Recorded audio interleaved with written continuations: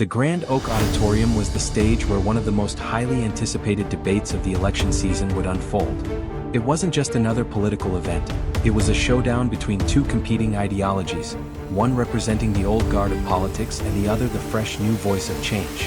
The air inside was thick with anticipation, and the hum of whispered conversations echoed off the ornate walls.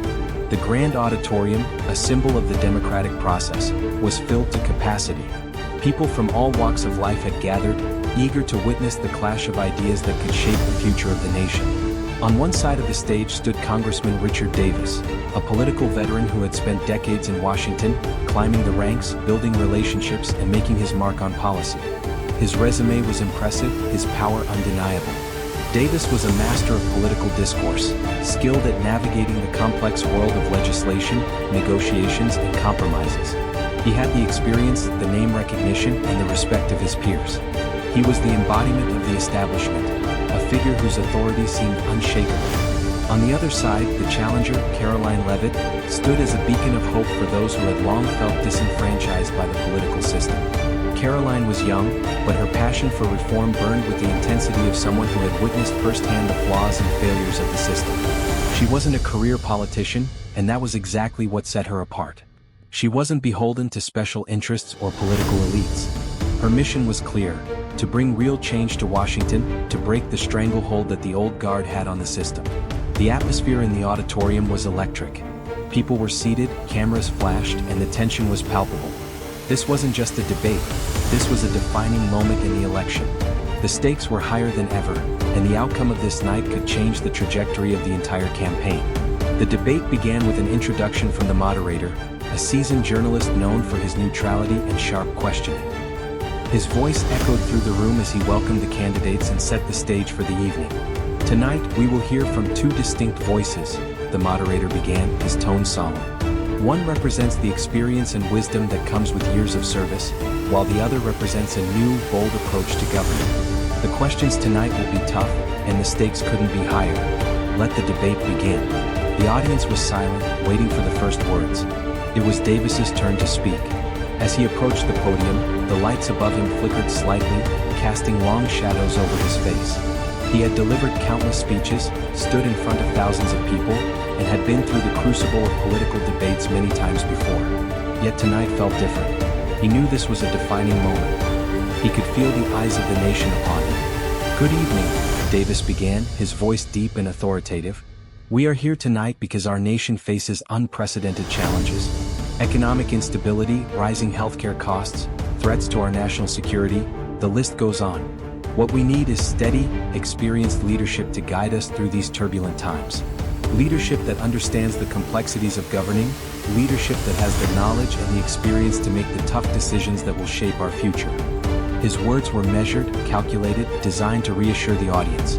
He spoke of compromise, of working together, of incremental change.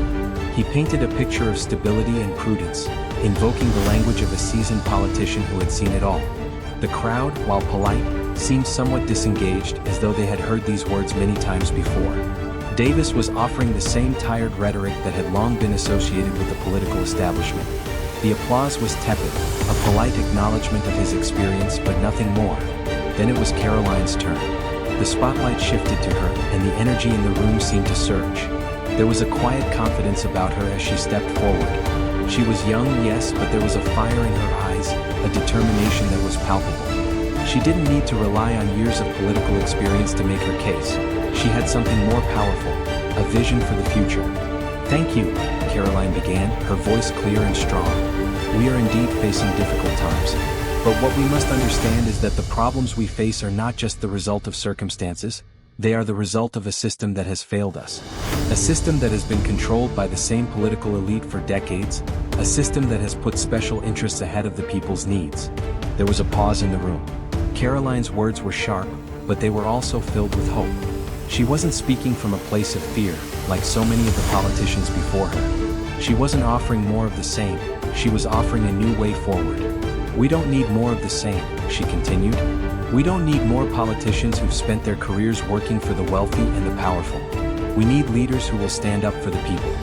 Leaders who understand that real change doesn't happen through slow, incremental steps.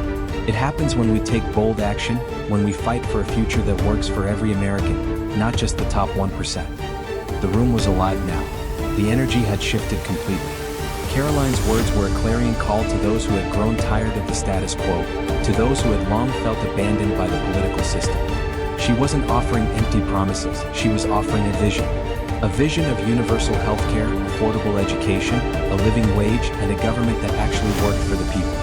As she spoke, it was clear that she wasn't just appealing to the traditional voters in the room, she was speaking to the youth, to the disenfranchised, to those who had grown disillusioned with the establishment.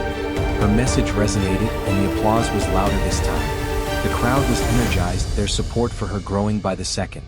The debate raged on, with the two candidates clashing on issue after issue.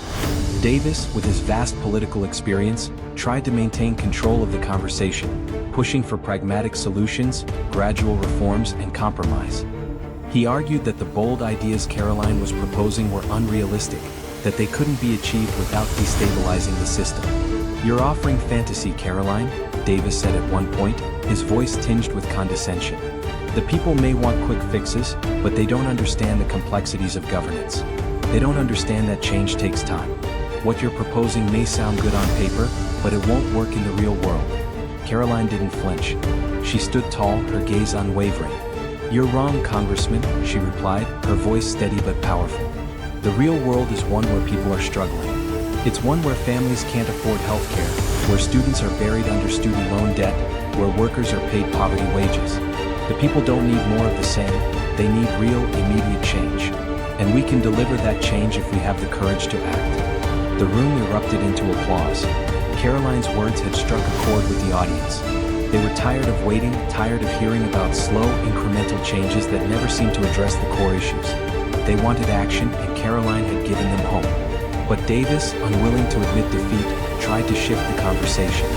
He launched into a personal attack, attempting to undermine Karoline's credibility. "You may be passionate, Karoline," he said, his tone dismissive. "But passion alone doesn't make someone qualified to lead. You lack the experience to understand the complexities of our national problems. You're idealistic, and that will get you nowhere in Washington."